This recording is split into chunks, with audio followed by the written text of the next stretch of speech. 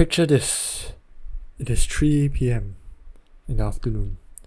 You have been herded into a new classroom after being assigned to your new club as the Xiangqi division. This is your first day there, and your very first day of receiving coaching from an actual Xiangqi coach. You know how to play the game decently well. Not decently well, sorry. You know how to play the game badly, but you don't know that.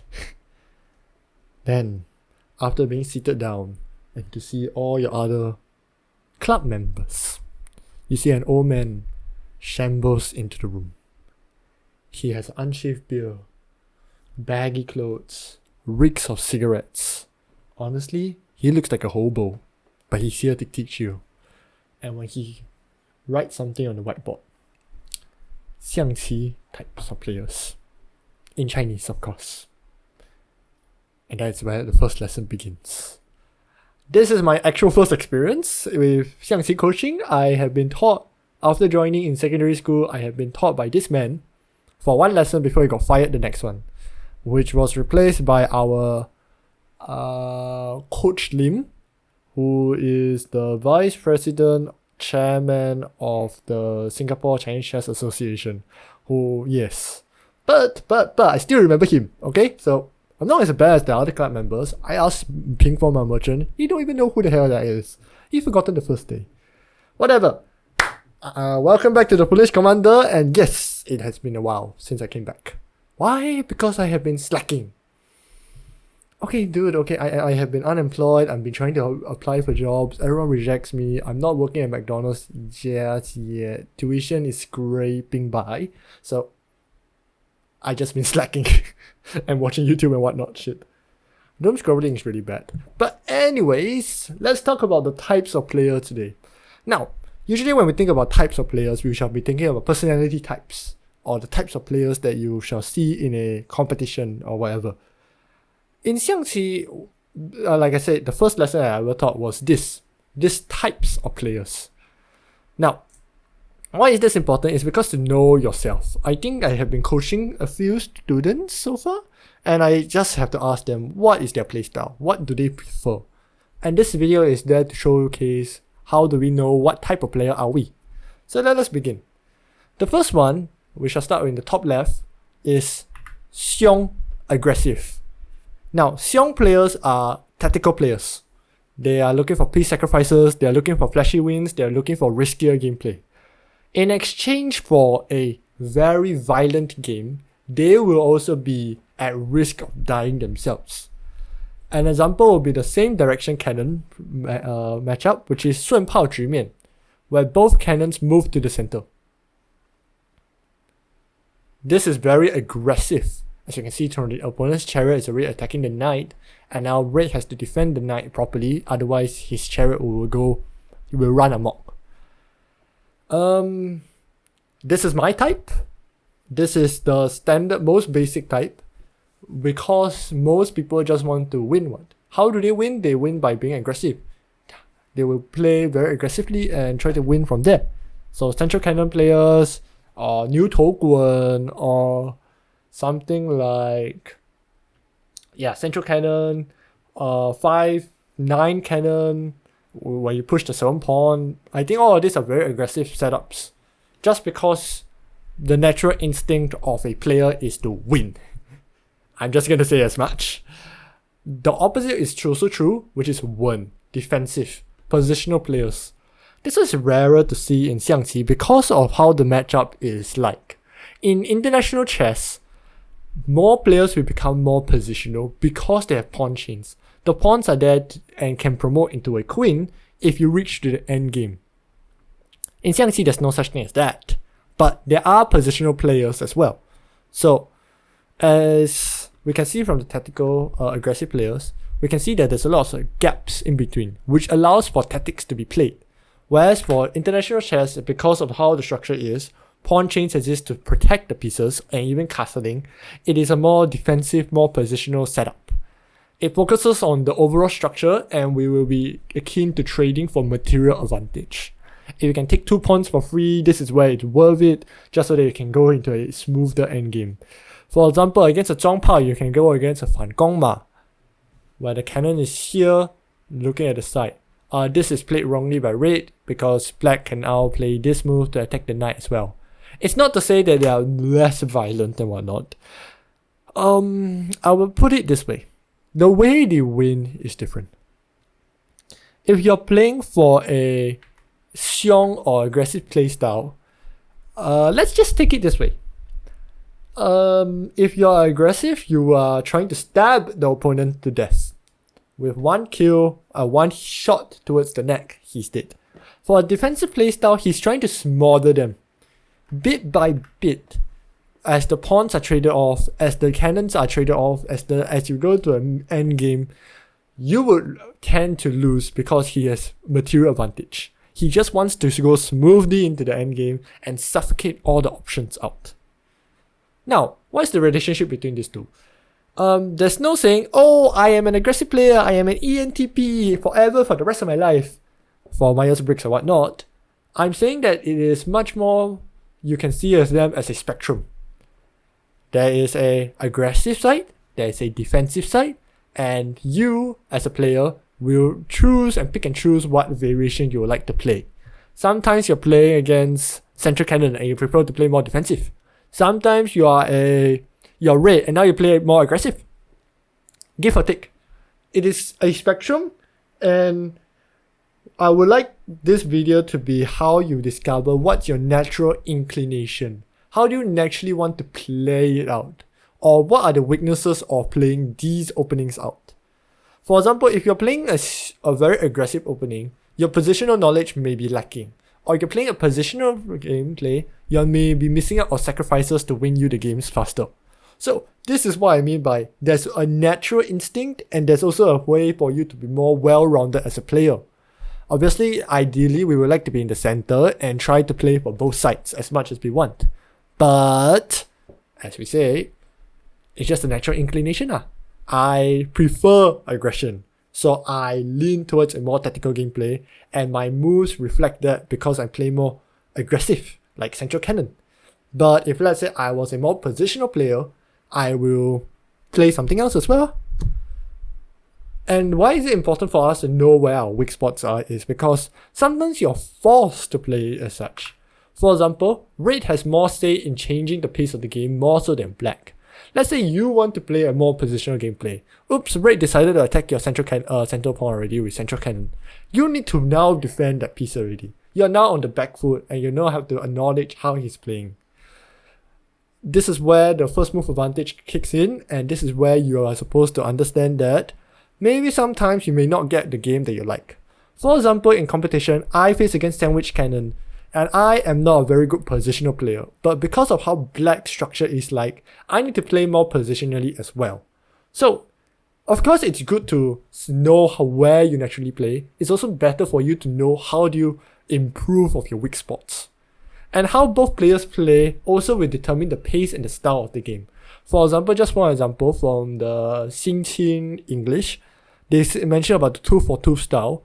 Basically, when you go for both players go for a very aggressive matchup, it will be a 2-for-2 style as well.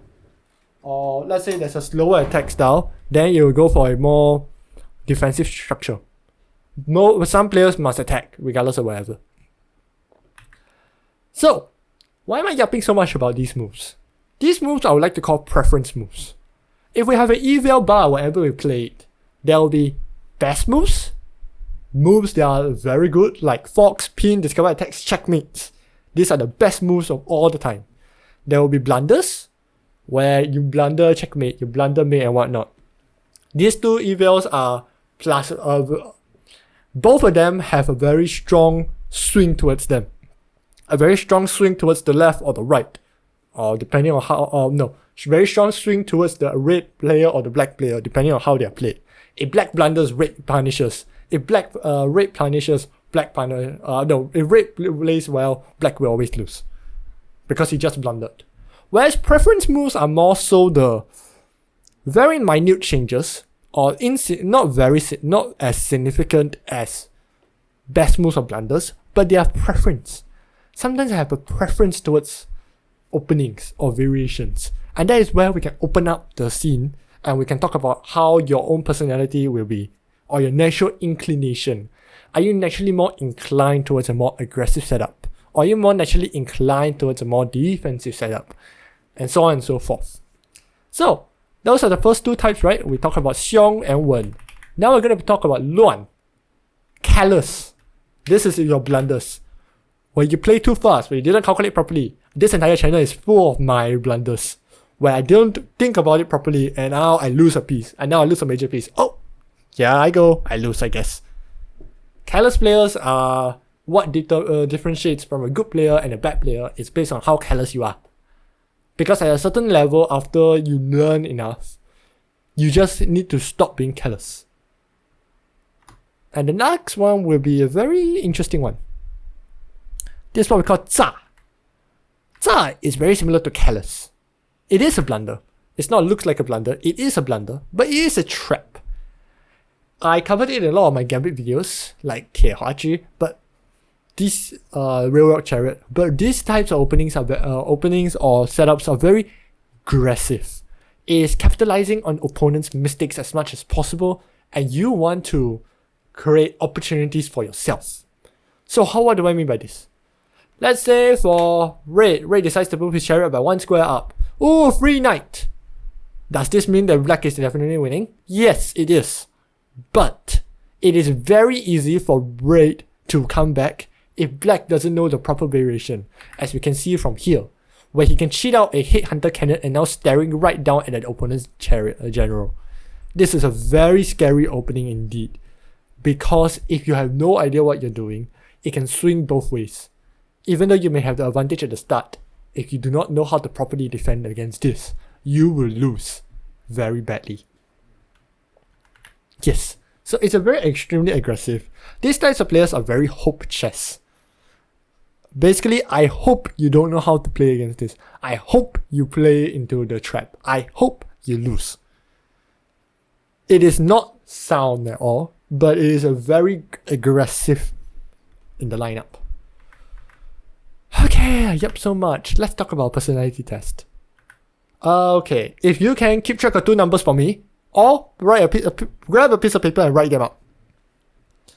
I need you to count the number of blunders and the aggression count. Every board, I'll give you 10 seconds, and you have to pick one move out of the 4 written. Whichever feels the most natural to you, right? Say that. Lock that in as an option.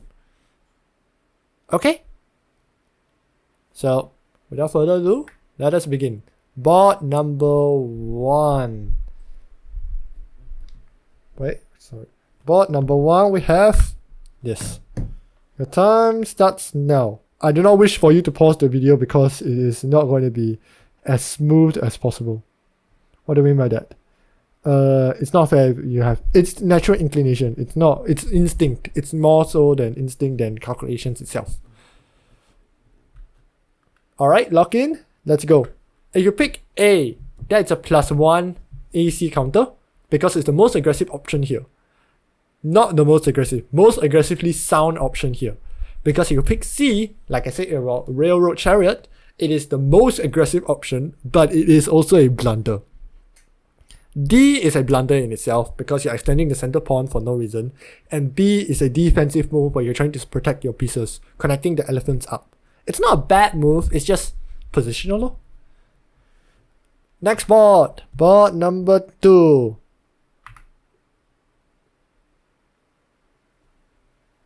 Okay, 10 seconds.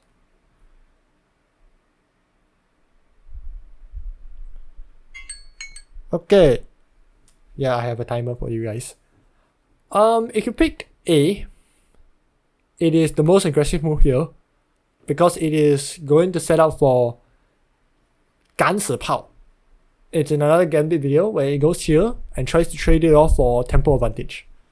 If you pick B is the most aggressive option, C is a little bit less aggressive than B in my opinion. Because C is already starting to protect pieces out, but it has not extended the piece out yet.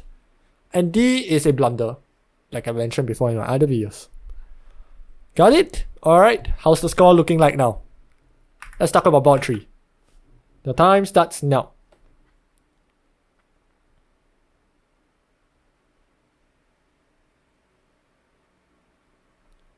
Okay.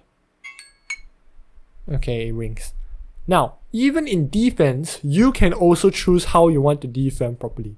If you picked A, that's -1 because that's the most defensive option. B is the most aggressive option. It is also most sound aggressive option where you get same direction cannon. C, you get a blunder because you're not protecting your center pawn, and this happened to me in the actual game. And D is a trap. This is what we call stacked cannon, where you're trying to defend the center pawn here. Once his knight goes up, you want to push the cannon here. Usually, right, I don't think you play any of D or any of strange moves if you don't know the follow-up, which is why newcomers are not as deceptive. But as you grow, and as you learn, and you mature, maybe you become more deceptive over time. Let's go, board number 4.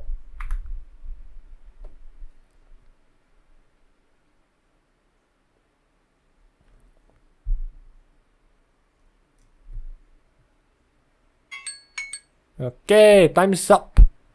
You picked option number A, that's the most aggressive option because you're securing as much space as possible. Option number B is the probing cannon. This one is trying to go to the other sides for you to attack the other pieces that has not been developed yet. This is quite a very nasty, it's a trap, it's basically a trap move as well. So it's the most aggressive option, but it's not as sound. C is a blunder because as you trade off the chariots, the cannon will now take the centerpiece for free, and D is the most defensive option, creating the ping feng ma or double screening knights. Next one, we have board number 5. There's only 2 more boards, don't worry.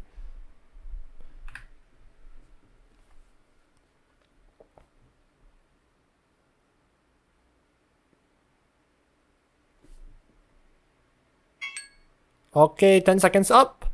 Even in a central cannon position, you can also play a more positionally aggressive or defensive option. If you picked A, that's the most aggressive option, where now you're trying to push the chariot up to go to the riverbank, or allowing a knight to come up. This is my personal favorite. B is a more defensive option, as you're preventing the cannon from going down and oppressing your square. Now you have the knight to go up to counterattack him.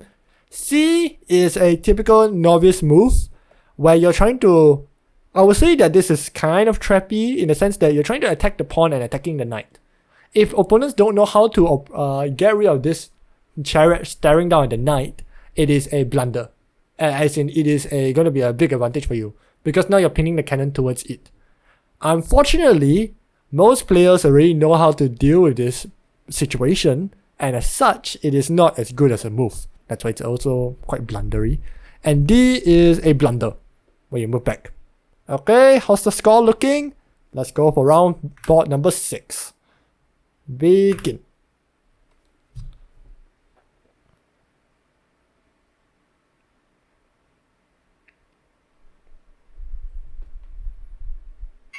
Okay, board number 6. A, B, D, and C. A is a blunder, because you're giving away the pawn for free. B is the most aggressive move right now. Okay, most aggressively sound move right now, because you're trying to counter-attack him on the other side. C is a defensive move, trying to defend this spot.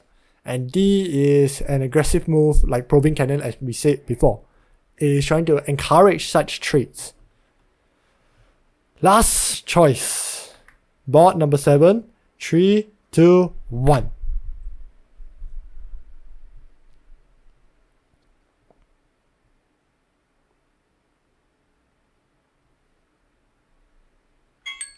Okay, if you picked A, that is the most aggressively sound option, +1 AC. If you picked B, that is what we call Xiangqi or doggy opening, and I play this because it's fun.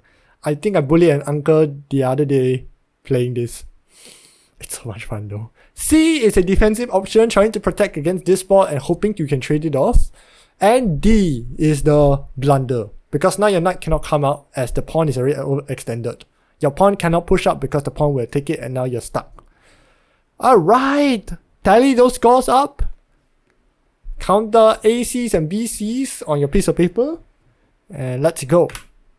If your aggression count is more than 10 and your blunder count is more than 4, you are a deceptive player. Why do I say that? Because all the options you have picked so far has been deceptive. You just want to play traps. You just want to leverage the fact that your opponents blunder. And this tells me that you're actually you're past the amateur stage because you know what are the follow-up moves. If your aggression count is more than 1, I would say they are aggressive because you are choosing to play more aggressive now. If your blunder count is more than 3, you are careless. You are not thinking long enough, you're not thinking hard enough. And in 10 seconds, I would understand that it's a bit hard to do so, but sometimes some of these moves are blunders are like, come on, D, A here, and whatnot. You don't need to have that instinct to know. Else you are a defensive player where you want to trade off and go into the endgame smoothly. Note, this is by no means accurate about the nature of the moves. Both Central Cannon and Celestial Sorority are both 1 AC, but a Central Cannon is always going to be more aggressive than Celestial Sorority. I will still count both of them as +1 AC because out of the 4 options, those 2 are the most aggressively sound option that exist in the 4 options in the sample pool. And this is not to mean that just because this is a definitive word per word, this is how you're supposed to play or whatnot. This is more of an insight to how you as a player will play. What's your natural inclination? Are you more positional player? If you are, then you want to trade to get sound endgames where you're up in pawn or knights or whatnot and try to endgame from there. If you're a tactical player, how would you play? You want to develop your pieces and to achieve more checkmates as soon as possible by exploiting opponents' weak points.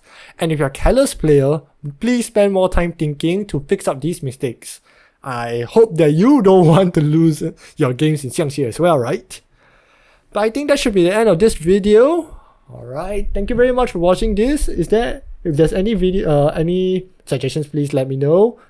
Please like and subscribe if you want more of this type of content, and I hope to see you guys next time.